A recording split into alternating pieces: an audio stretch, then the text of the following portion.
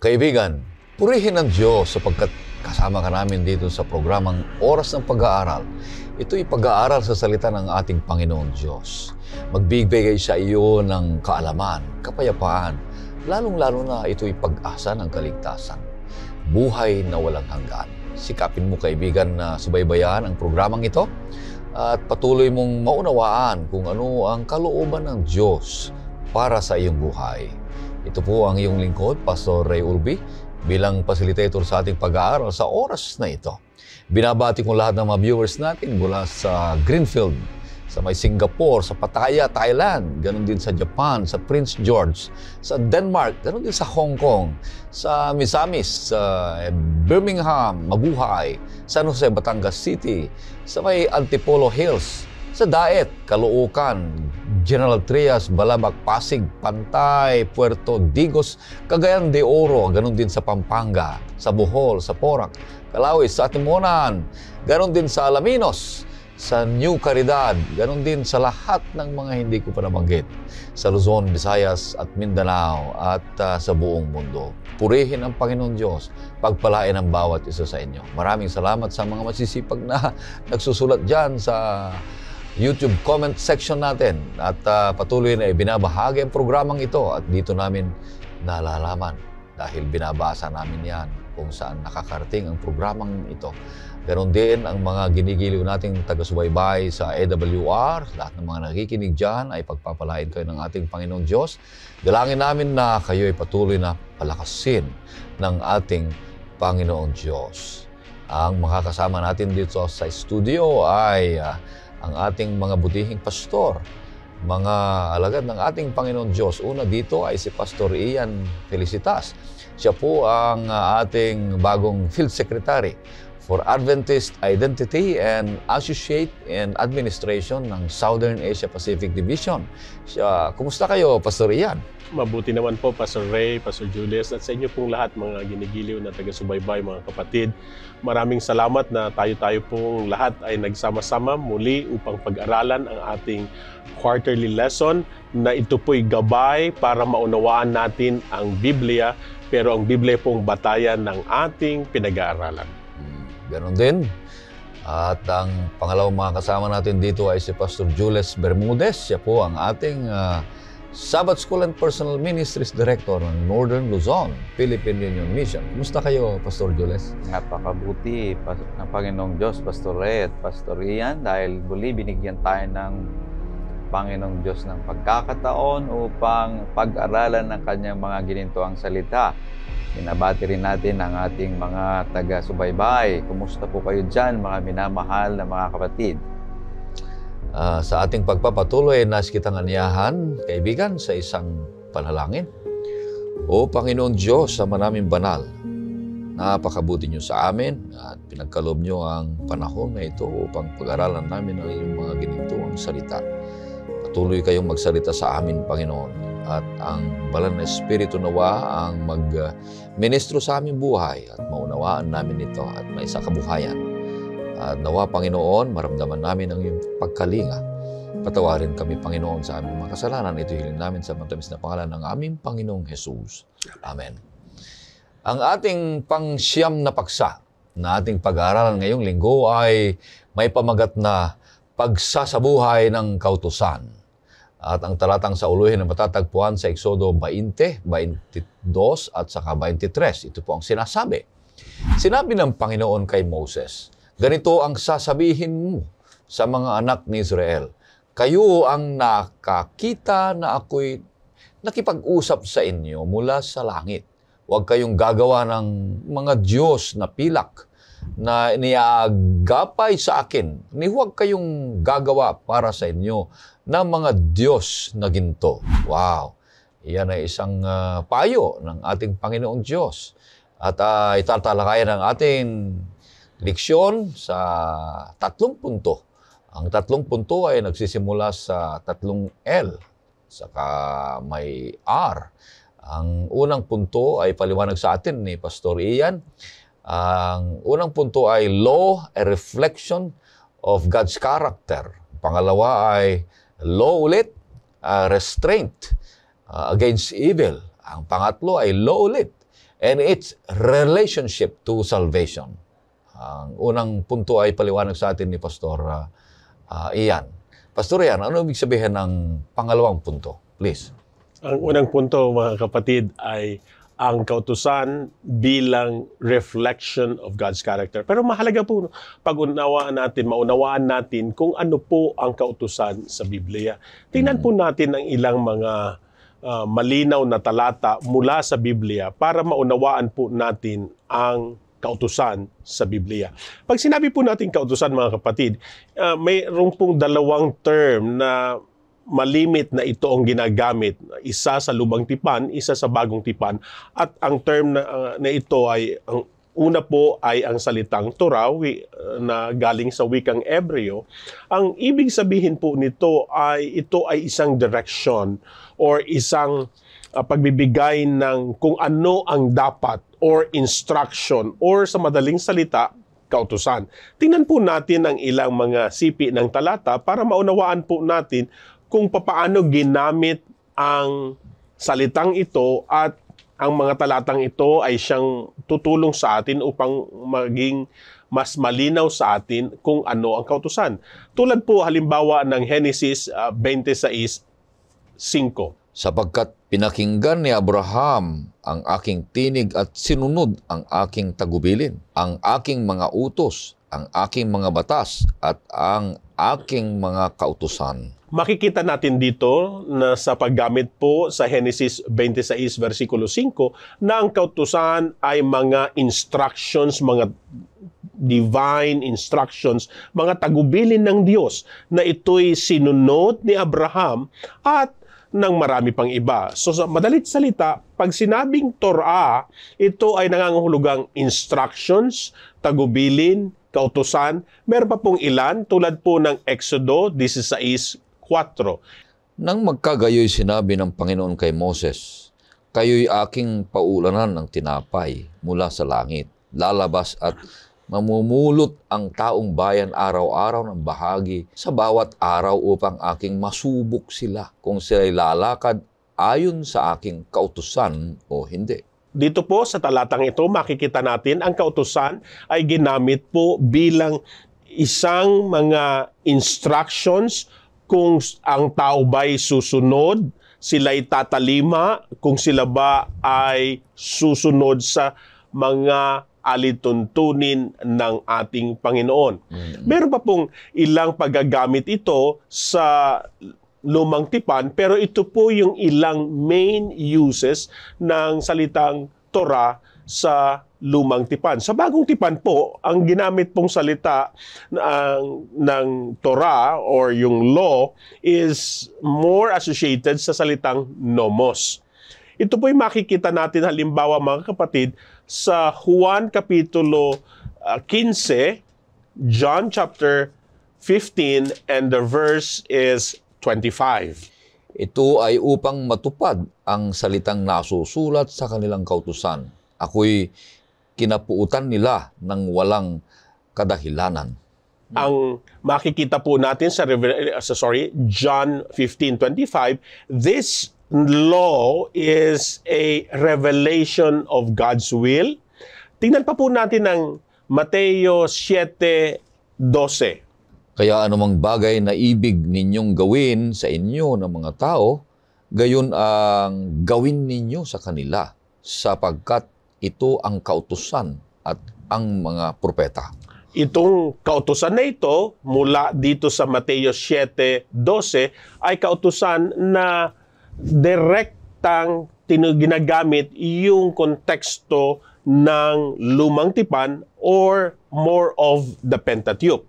Makikita din natin to sa Santiago Kapitulo 2, versikulo 10 hanggang 12, na ang pinapatukoy naman po dito sa Santiago 2:10 hanggang 12 ay ang kautusan o ang 10 utos or ang Dekalogo. Pakibasa po, Pastor. Sapagkat sino mang tumutupad ng buong kautusan, subalit lumalabag sa isa, ay nagkakasala sa lahat. Sapagkat siya na nagsabi, huwag kang mangalunya, ay nagsabi ring huwag kang papatay. Gayong kung ikaw ay hindi nangangalunya, ngunit pumapatay ka, ikaw ay lumalabag sa kautusan. Kaya't magsalita kayo at kumilos na gaya ng mga taong hahatulan sa pamamagitan ng kautusan ng kalayaan.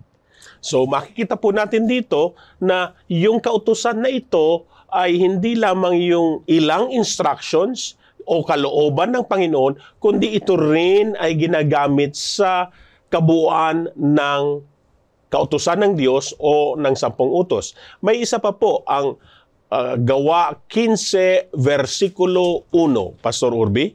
May ilang tao ang dumating mula sa Judea na nagtuturo sa mga kapatid, maliban na kayo tuliin ayon sa kaugalian ni Moses, hindi kayo maliligtas. So dito naman po yung kaugalian, which is instructions, nomos, ay tumutukoy doon, hindi naman ito doon sa 10 utos or other revelation of God's will, but it pertains to ceremonial or those things which are mga alituntunin, ika nga ni Propeta Moises. Sa madalit salita, mga kapatid, pag tinignan po natin ang kautusan sa Adventist understanding ng kautusan, ito po ay nahahati sa 2 pagkahati. Una, yung pong tinatawag natin non-universal laws.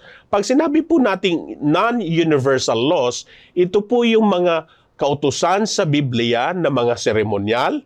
Ito ay kinakapalooban ng mga utos which are cultic to the people of Israel. And kasama po dito, hindi lang yung ceremonial laws, kasama po dito sa non-universal laws, yung tinatawag po nating civil laws. Ito pong cluster ng mga kautusan na ito po yung tinatawag nating non-universal. Ibig sabihin, may hangganan sila, may katapusan. Pero meron pong kautusan sa Biblia na ang tinatawag po dito, which are the universal laws. An example of the universal law is the Decalogue or the 10 Commandments. Ibig sabihin, mga kapatid, sa pagkaunawa natin ng kautusan, hindi ito basta kautusan lamang. So sa mas malalim na pagkaunawa, ito po yung mga kautusan sa Biblia, meron pong ano po ulit? Non-universal, which are civil laws and cultic laws. Ceremonial. Meron naman pong laws which are universal laws. Like, for example, the 10 Commandments and the health principles. These are universal. Pag dinala po natin to sa aklat ng Exodo, ito po ay tinatawag na apodictic laws, which are, ang makikita po natin dito, yung mga kautusan na walang, hindi po siya nakasalig sa iba pang kautusan. Ito'y kautusan that stands supreme alone, which is stated by God. Makikita din po natin sa Exodo na may mga kautusan which are called casuistic laws, which are laws na hindi po ito panglahatan, kundi ito'y binigay ng Panginoon para sa kanyang bayan upang kanilang paganahin, pairalin ang kaayusan sa kanilang bayan, sa kanilang lipi, sa kanilang kapanahunan. Ito po yung tinatawag nating ceremonial at civil laws. Sana dito po sa simulang ito ay naging malinaw sa atin kung ano ang kautusan. Pastor Ray? Maraming salamat. Ang unang punto ay napakaganda ang paliwanag. May mga binanggit siya na mga malalalim na mga salita. At ito'y maunawaan din ang bawat isa sa atin kung ano ang ibig sabihin niya. Maraming salamat, Pastor, na ang kautusang ito ay nagpapakita na ito yung kalooban ng Panginoon Diyos para sa bawat isa sa atin. Kung galing sa Kanya ito, ay ipinapakita niya lamang kung sino siya sa ating buhay.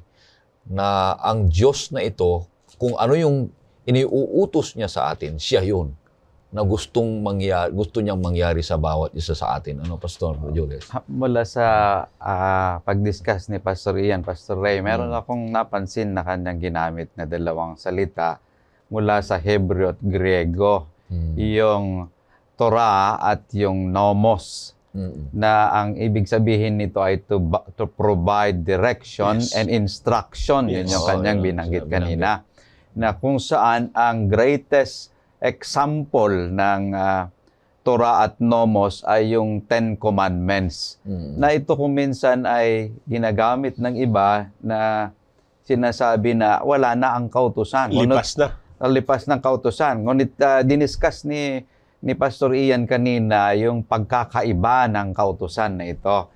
Na yung ginagamit doon sa aklat ng Exodo na kautusan na ito'y kautusan na nag-re-reflect ng holiness ng ating Panginoong Diyos. Kung sino ang ating Panginoong Diyos. Yun yung pinakita kanina na napansin ko mula sa pag-discuss sa atin ni Pastor Ian. Oo nga, nakita ko rin doon na binanggit niya na mayroong kautusan na lilipas. Mayroon ding magpapatuloy at walang hanggan. Tama, nandyan sa Biblia yan. Mga kapatid, yung lilipas ay yun yung nagtuturo kay Jesus. Na nung namatay si Jesus, lipas na yon. Madalas, sabi na ipako na yon. Madalas po, ang pagkaunawa ng ilang tao at minsan sa loob po ng iglesia, lahat yan seremonyal. Hindi po. Meron pong seremonyal. Pag sinabi pong seremonyal, this pertains to associated to offerings, sacrifices. That's why they are called ceremonial laws. Meron pong tinatawag na civil laws. Yung civil laws is governing things on how to run the people of God while they were traveling. Remember, Exodus po to. Ito po ay hindi pangmatagalan. Ito ay may hangganan. Ito ay may limitasyon. Hindi po ibig sabihin na ito ay patuloy pa ring binding sa panahon ng mga Kristiyano. Yun po minsan ang nagiging hidwang pagtatalo sa mga Kristiyano na akala nila ang lahat ng kautusan ay nalipas na. Maliwanag po sa Biblia, mga kapatid, that the law is a reflection of who God is. Tingnan po natin ang isang tala mula sa awit 102. Psalm 102 verse 25 to 27. Nang una, ang saligan ng lupa ay iyong inilagay at ang kalangitan ay gawa ng iyong mga kamay. Ikaw ay nananatili, ngunit sila ay mawawala.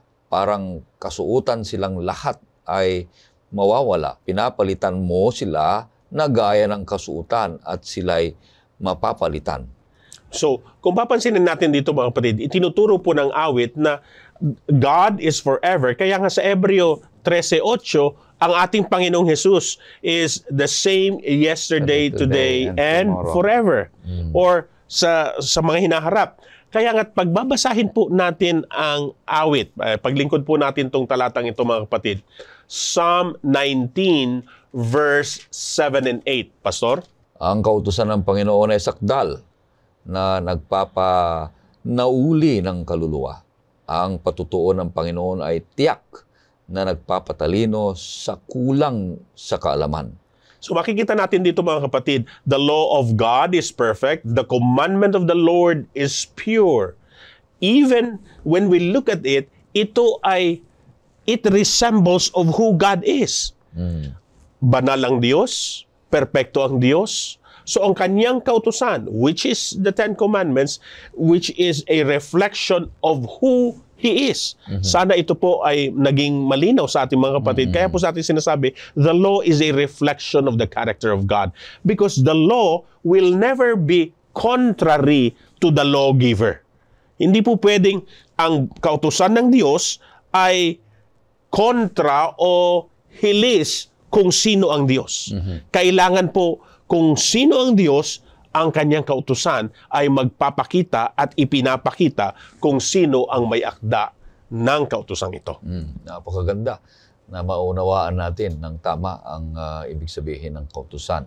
At patuloy tayo na mag-aaral nito, ipapaliwanag sa atin ni Pastor yung pangalawang punto. The law o yung kautusan ay a restraint against evil. Pastor, ibig sabihin nito? Napaganda itong ating bawat punto nating pinapag-aralan, Pastor Ray at Pastor Ian. Itong pangalawa ay law, a restraint against evil. Ito'y ang kautusan ay binigay upang hadlangan tayo sa paggawa ng mga kasamaan. Ito yung binabanggit dito sa ating leksyon.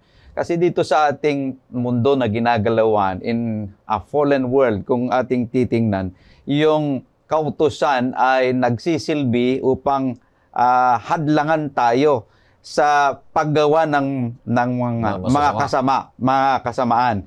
So, ever since sa Harden ng Eden, nung nagkasala na si Adan at si Eva, binabanggit dito na ang natural tendency natin ay yung sinfulness, yung ating paggawa ng masama. Kung ating babasahin sa Genesis 6, verse 5, Pastor Ray, binabanggit dito na yung buong haka-haka ng tao ay panay puro masasama.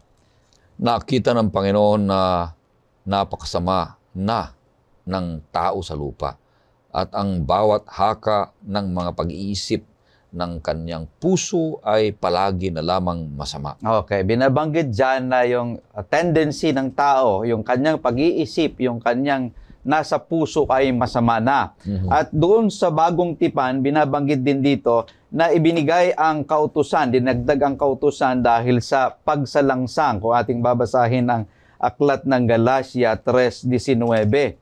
Bakit pa mayroong kautusan? Ito ay idinagdag dahil sa mga paglabag hanggang sa dumating ang binhi na siyang pinangakuan at ito'y ibinigay sa pamamagitan ng mga anghel sa kamay ng isang tagapamagitan. Okay. So, idinagdag ang kautusan dahil sa pagsalangsang. Yan ang binabanggit na sa talata ni Apostol Pablo. At dinagdagan pa sa unang Timoteo 1:9 na ang kautusan ay ginawa hindi para sa mga righteous na tao, kundi sa mga makasalanan. Unang Timoteo 1:9. Ito ay nangahulugang naunawaan na ang kautusan ay hindi ginawa para sa taong matuwid, kundi para sa mga walang kinikilalang batas at mapaghimagsik para sa masasama at mga makasalanan para sa mga hindi banal at lapastangan para sa mga pumapatay sa ama at sa ina para sa mga mamamatay tao. So, anong ibig sabihin nun, Pastor Ray? Bakit ibinigay ang kautusan? Binigay ang pakautusang ito to address and hold in check our sinful behavior. Para tugunan at hawakan ang ating masamang pag-uugali. Para hindi na tayo gagawa pa ng mas masama. Yan ang sinasabi dyan. Ngayon, magbibigay tayo ng example dito sa banal na kasulatan na kung saan ay may binabanggit dito sa lumang tipan na sinipi ng ating Panginoong Hesus. Sa Exodo 21:24, may talata rito, Pastor Ray, na binanggit din ng ating Panginoong Hesus sa Matthew 5:38. Pakibasa nga, Pastor Ray. Mata sa mata, ngipin sa ngipin, kamay sa kamay, paa sa paa. Okay. Yung Matthew 5:38 ay mababasa rin yung binasa mo na talatang yan. Narinig ninyo na sinabi, mata sa mata at ngipin sa ngipin. Okay. Yun yung tinatawag na law na lex talionis. Yan yung sinasabi natin na paghihiganti. Tinatawag ito na batas ng paghihiganti. Ngayon, ang orihinal na paggamit ng talatang ito ay hindi upang ang tao'y maging mas masama pa na paghigantian kung ano man yung ginawa sa kanya na kasalanan, kundi upang pigilin ng tao na gagawa pa ng mas masama. Kasi sa original na intention ng kautosang ito, ginawa ito dahil sa personal na paghihiganti. Ang sinasabi ng ating Panginoong Hesus nung binanggit niya ito na talata ay kailangan na suriin muna kung ano yung nagawa na pinsala. At pagkatapos ng pagsusuri, kailangan na bayaran ng salapi yung nagawa na pinsala.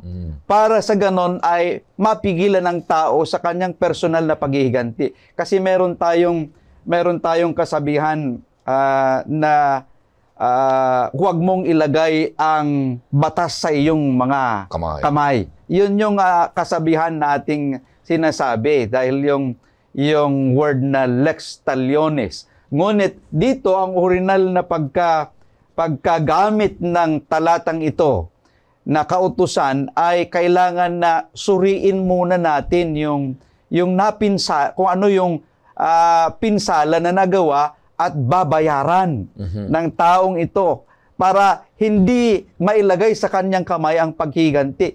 Kanya kapag nakagawa siya ng kasalanan, huwag niyang ilagay sa kanyang kamay. Kundi merong batas na kailangan na magsuri kung ano man yung nagawang pinsala at babayaran ng taong nagkasalang ito. So, si Jesucristo mismo ay binabanggit niya kung paano tayo babalik doon sa original na intensyon ng talatang ito. Kahit dahil sa pagkarinig pa lang natin na mata sa mata. Ang ibig sabihin, kung may sumuntok sa iyo, suntukin mo rin.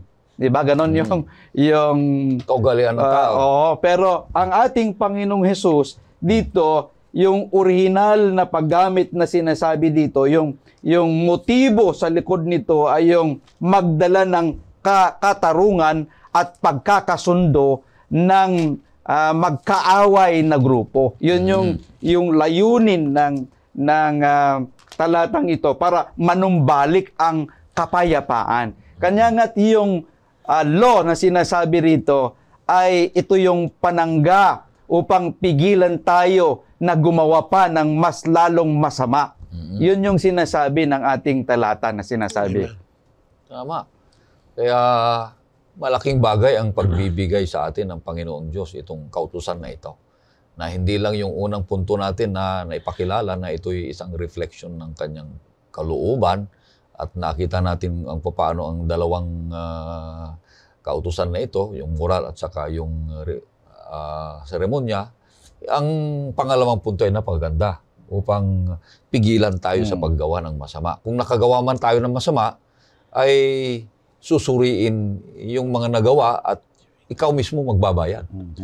Ngunit tayo, maraming salamat sa Panginoon Diyos, napakasama natin, nakagawa tayo ng mga kasalanan, ang Panginoon Diyos ay patawarin tayo at magbago ang bawat isa sa atin. Ang isang maganda dun sa hinighlight po ni Pastor Bermudez tungkol sa kautusan, it points to the God who teaches. Ito yung konsepto ng ating leksyon ngayon na ipinapakita niya kung papaano dapat mamuhay ang bayan ng Diyos.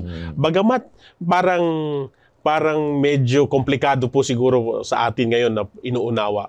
Tandaan po natin, this is in the context of the covenant. Part of the covenant ay pag sinabi po nating covenant, ito'y parang treaty.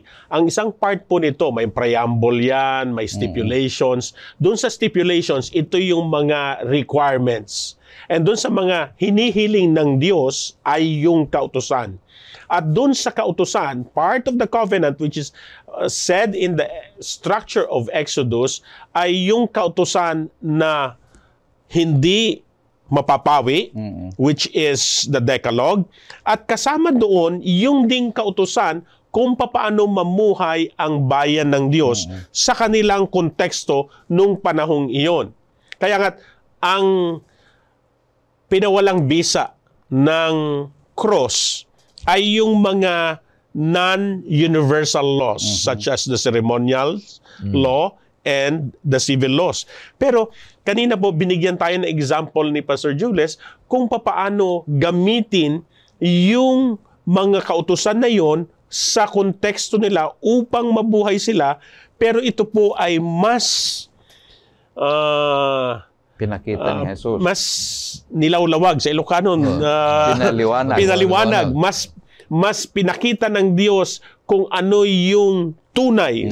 Mas klaro yan. Doon sa chapter 5 ng Mateo, when Jesus fulfilled the law, one of the translations there is pleruo, which is to magnify the law. So ibig sabihin, mas nililinaw ng Diyos kung paano niya gusto tayong mamuhay sa pamagitan ng mga kautosang ito.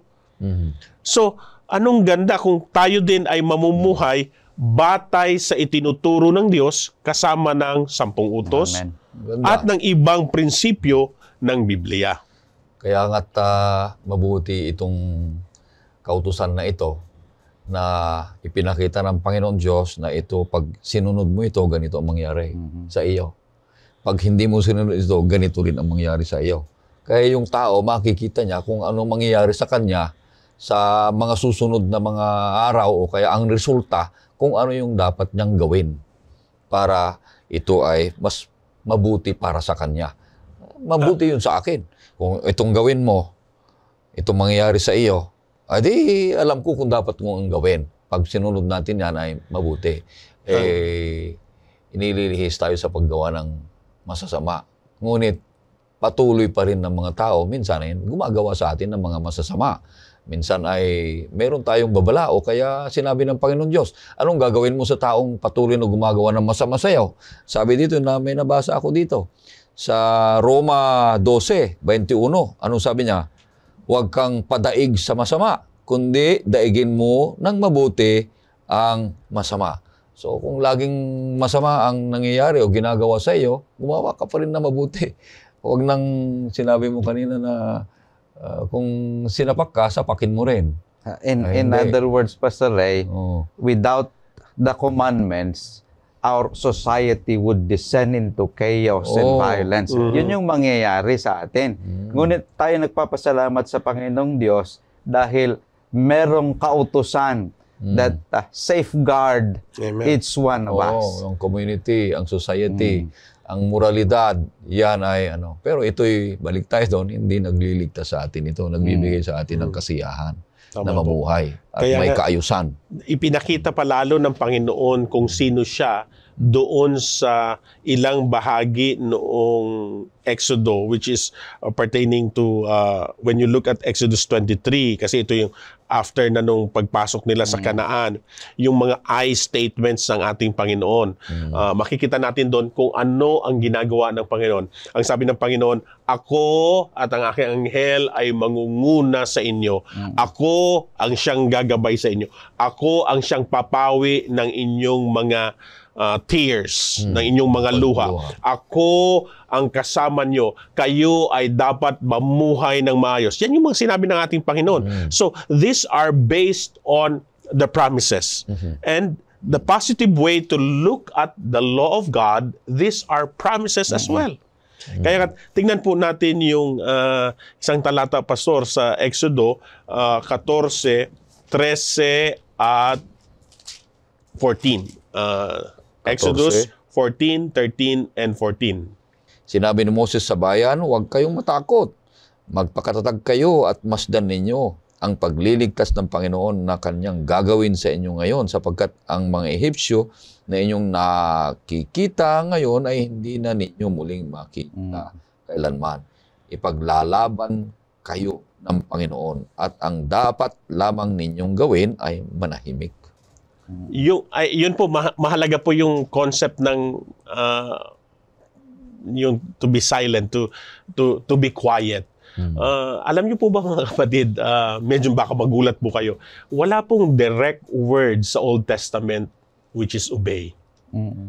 Ang ginagamit po ng konsepto sa Old Testament which is obey is the word Shema, hear, to be quiet, to listen to the Lord. Because when we listen, we obey. So, when we listen to God's commandments, we are actually obeying it because we heed God's commandment. Isa pong napakaganda nito, tagpo nito sa Exodo, mga kapatid. Makikita po natin yung excitement, yung thrilling scenes ng Exodo. Doon pa lang doon katulad po ng example na yon, yung Exodus 14. Ang sabi ng Panginoon, just be calm, just be quiet. and see what the Lord will do. Ibig sabihin, God fulfills His promise. You need to obey the Lord and He will fulfill His saving act. Ito po yung napakagandang dala ng ating Panginoon sa atin ngayon. Yan. Ang pangalawang punto. Napakaraming paliwanag na. Ang pangatlo ay law and its relationship to salvation. Yan ay magandang punto ito. Pastor Ian, ipaliwanag mo ito kung ano ibig sabihin. Maganda pong simulaan natin sa salita ng Diyos. Basahin po natin mga kapatid ang nasa tala ng Efeso, Kapitulo 2. Simulaan po natin sa versikulo 8, 9, at 10. Pastor, pwede pong pakibasa? Sapagkat sa biyaya kayo naligtas sa magitan ng pananampalataya at ito'y hindi sa magitan ng iyong sarili. Ito'y kaloob ng Diyos. Tingnan po natin doon. Bago nyo iputuloy pa sa yung verse 9. Balikan po natin yung Exodus din mga kapatid. Diba, ang bayan ng Diyos ay nasa Ehipsyo. Gusto ng Diyos na iligtas niya ang kanyang bayan. The people were crying, where is God? What's happening? But God saved them out of His loving kindness. Ipinakita niya doon pa lang sa Kamadrona. Yun po yung mga konsepto ng makita natin sa Exodus. So, who God is being revealed in the book of Exodus. So, pag binasa po natin nga itong talata na nasa Efeso, this is, hindi po ibig sabihin tumalon tayo. We're just simply explaining who God is, what is He doing. Ngayon, ang sabi po ng Efeso, Kapitulo 2, versikulo 8, kaya nga tayo na nga ligtas, hindi sa pamagitan ng ating mga gawa, kundi sa pamagitan ng biyaya ng ating Panginoon. Hindi sa pamagitan ng ating mga nagawa, kundi ito'y kaloob ng Diyos sa atin. Versikulo 9, Pastor, pakipaglingkod po. Hindi sa pamagitan ng mga gawa upang ang sino man ay huwag magmalaki. Alam niyo po, kung tayo'y naliligtas ng ating mga gawa, tayo'y magpapayabangan, garbohan ng ating mga kabutihan. Ang natupad ko, 10. Ikaw, Pastor, ilan? 9? 9.9? Hindi ka maligtas. Ganun. Pastor Julius, 11 ang nagawa niya. So, mayabangan tayo. Pero alam mo, sabi ng Panginoon, mga kapatid, it's not of this. Bakit po? Tingnan po natin ang verse 10. Sapagkat tayo'y kanyang pinakamahusay na gawa na nilalang kay Kristo Jesus para sa mabubuting gawa na inihanda ng Diyos ng una pa upang siya nating lakaran. Makikita po natin kung saan ang mabubuting gawa. Ito ngayon ay resulta ng ating pagkaligtas. Niligtas tayo sa biyaya, hindi sa ating sarili. Kaya nga tayo ngayon ay mga workmanship. Nilalang tayo ng Diyos para sa mabuting gawa. Bakit mga kapatid? Kung babalikan niyo po yung versikulo 1 ng Efeso Kapitulo 2, ang sabi po dito, as for you, you were dead in your transgression and sin. Hindi po natin kayang buhayin ang ating sarili. Sa ganang akin, hindi ko rin po kayang iligtas ang aking sarili. Pero purihin ng Panginoon, merong tagapagligtas sa akin, sa lahat sa atin, at ang tagapagligtas na ito ay hindi ang kautusan. Ito ang ating Panginoong Jesus. Ito rin po yung itinuturo sa Exodo na ginamit ng Panginoon ang karakter ni Moses upang ituro ito sa ating Mesiyas na darating. Kaya isang napakaganda pong punto ito na kinakapalooban ng ating aral tungkol sa kautusan, pagsunod, kaligtasan. Tingnan pa po natin ang ilang mga talata sa Biblia upang maging mas malinaw sa atin ang sinasabi po ng mga talang ito. Tingnan po natin ang ilang talata po mula sa Lumang Tipan na makikita po natin na ang pagliligtas ng Diyos ay sa ganang Kanya. Awit 32, versikulo 1. Mapalad siya na pinatawad ang pagsuway na ang kasalanan ay tinakpan. Makikita po natin dito, sino ang nagliligtas? Sa lumang tipan pa lamang, ang nagliligtas ay ang ating Panginoon, hindi ang sarili natin. Si David, hindi niya kayang iligtas ang kanyang sarili sa mga pagsuway niya. Hindi siya namuhay ayon sa kautusan. Sino ang nagligtas? Sino ang pumawi sa kasalanan? Ang Panginoon. Hindi siya. So, sa atin din po mga kapatid, dapat nating matutunan kung saan natin mailalagay ang ating pananampalataya. Hindi po ang kautusan ang nagliligtas. Ang Diyos ng kautusan ang nagliligtas. Pero hindi po ibig sabihin na winawalang bahala natin ang kautusan. Isa pa pong talata na mainam basahin natin ay mula sa Roma Kapitulo 4, versikulo 3. Sapagkat ano ang sinasabi ng kasulatan? Sumampalataya si Abraham sa Diyos at iyon ay ibinilang sa kanya na katwiran. Makikita natin mga kapatid, righteousness by faith is not simply an Old Testament teaching, but it is a teaching already established in the Old Testament. Napakagandang aral nito, Pastor Ray. Maganda yun. Ang righteousness by faith ay by faith, hindi by works. Hindi sa gawa. Ang ganda nito, ang paliwanag nito kung anong relasyon ng kautusan sa kaligtasan ng bawat isa sa atin. Kung ang 10 utos na tinutukoy natin ay patuloy na umiiral, ito ay nagmula pa noon pa, tapos dumating ang seremonya. Hindi nagsabay yun. Ano, Pastor? Nauna ang 10 utos para kung sino man ang taong mga lumawag dito, gumawa ng Panginoon Diyos ng mga seremonya para maibsan, may sagot doon sa kautusan. At noong dumating na si Jesus, nawala na yon. Patuloy pa rin ang 10 utos. Kaya ang tanong naman ay, kung ang 10 utos ay hindi pala nagliligtas, wag nang tuparin. Hindi naman po aral ng Biblia yun. Ang sabi po ni Pablo ay, God forbid, but we establish the law. So, ibig sabihin mga kapatid, makikita lang po natin dito na ang leksyon natin ngayon, the 9th lesson, nagtuturo siya how to live according to the law, which is actually how to live according to what God teaches.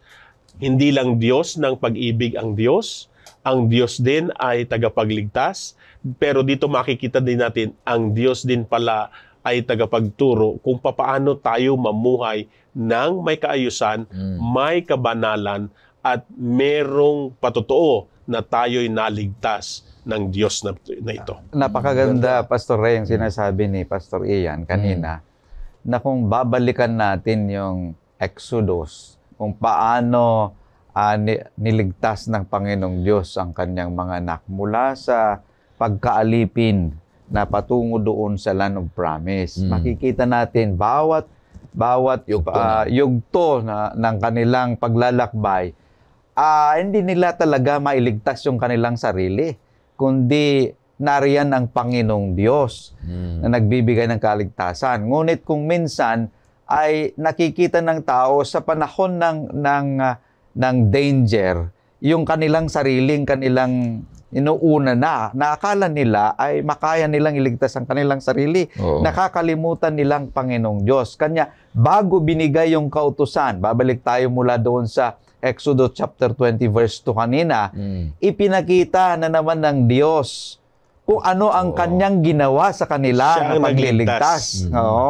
Kanya, ang relasyon nito bilang isang redeemed people, bilang isang tinubos ng Diyos, na bayan ng Diyos, kailangan natin na tignan ang kautusan na hindi natin kayang gawin ito kung walang biyaya ng ating Panginoon. So, while salvation is by grace, the law helps us or guides us to do God's will. Yun yung nakita ko na binanggit kanina ni Pastor. Balik tayo doon sa mag-asawa. Diba? Mag-asawa. Patuloy yan eh. Yung mag-asawa, para patuloy silang nag-iibigan at maayos at mapayapa at masaya, mayroon silang sundin na kautusan.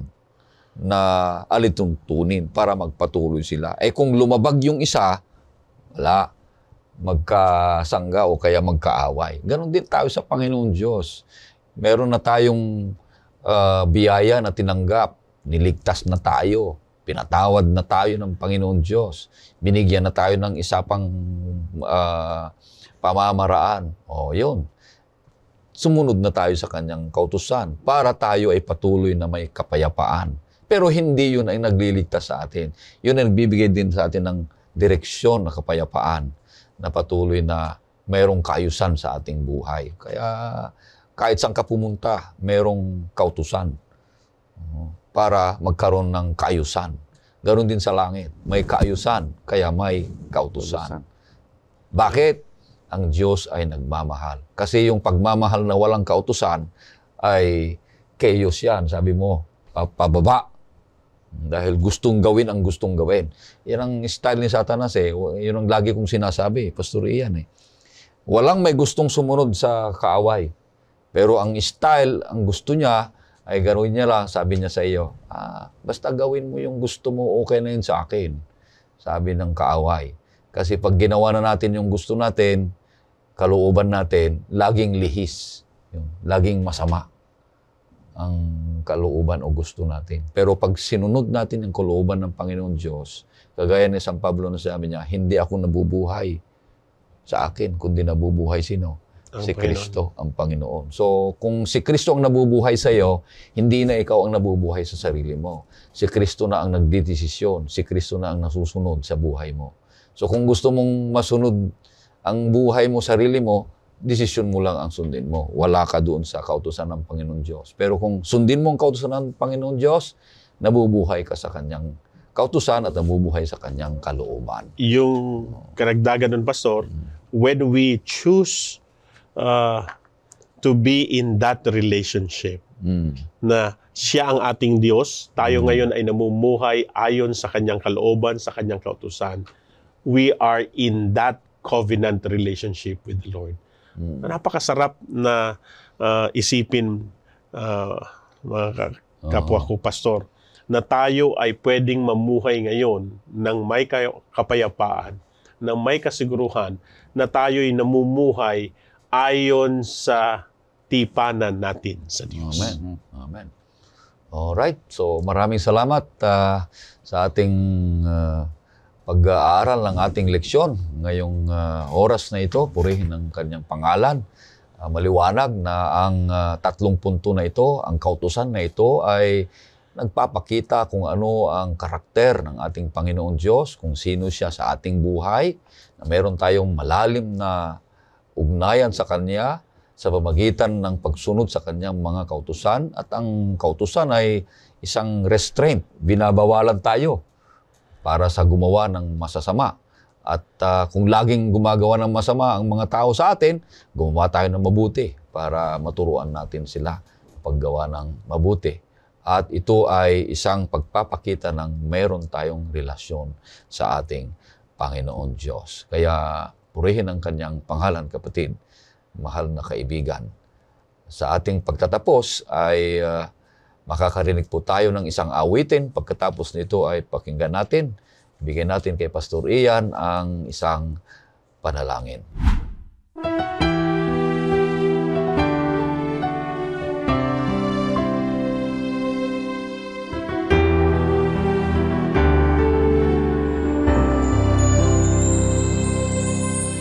Minsan sa buhay natin parang walang halaga. Lahat ginagawa para sa buhay sa mundo. Hindi nakikita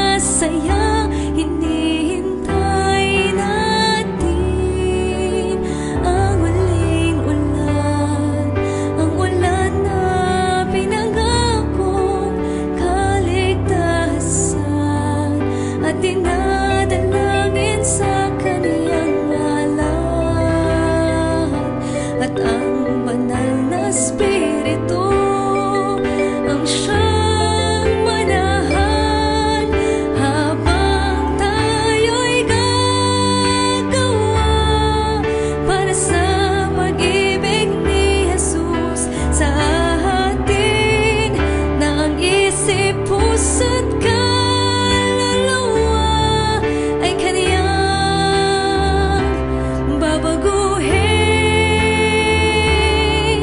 sapagkat malapit na siya ay darating muli.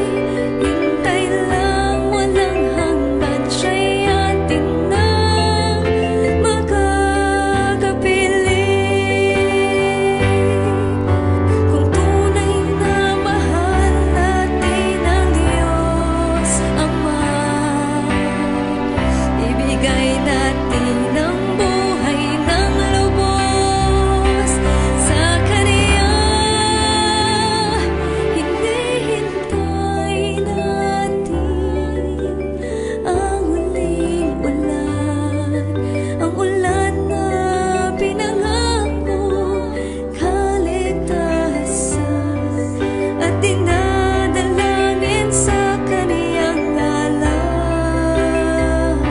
At ang banal na Espiritu ang siyang manahan habang tayo'y gagawa para sa pag-ibig ni Jesus sa atin, na ang isip, puso't kaluluwa ay Kaniyang babaguhin,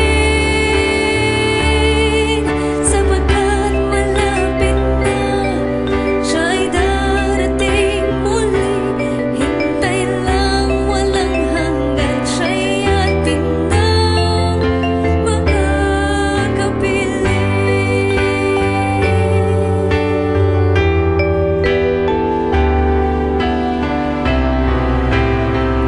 Nang isip, puso't kaluluwa ay Kaniyang babaguhin, sapagkat malapit na siya ay darating muli.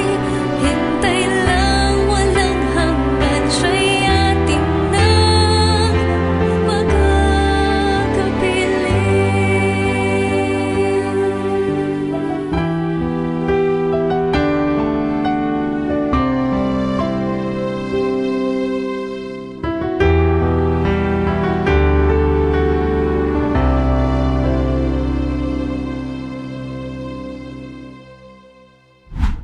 Okay, Pastor Ian. Manalangin po tayo.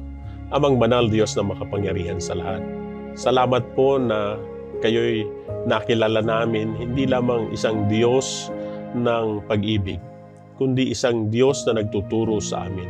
Isang Diyos na ang gusto ay kami mamuhay ng ayon sa inyong kalooban. Salamat, Panginoon, na kami po'y tinulungan, ginabayan sa aming pagrerepaso at pag-aaral ng inyong salita at ng aming leksyon. Tulungan kami,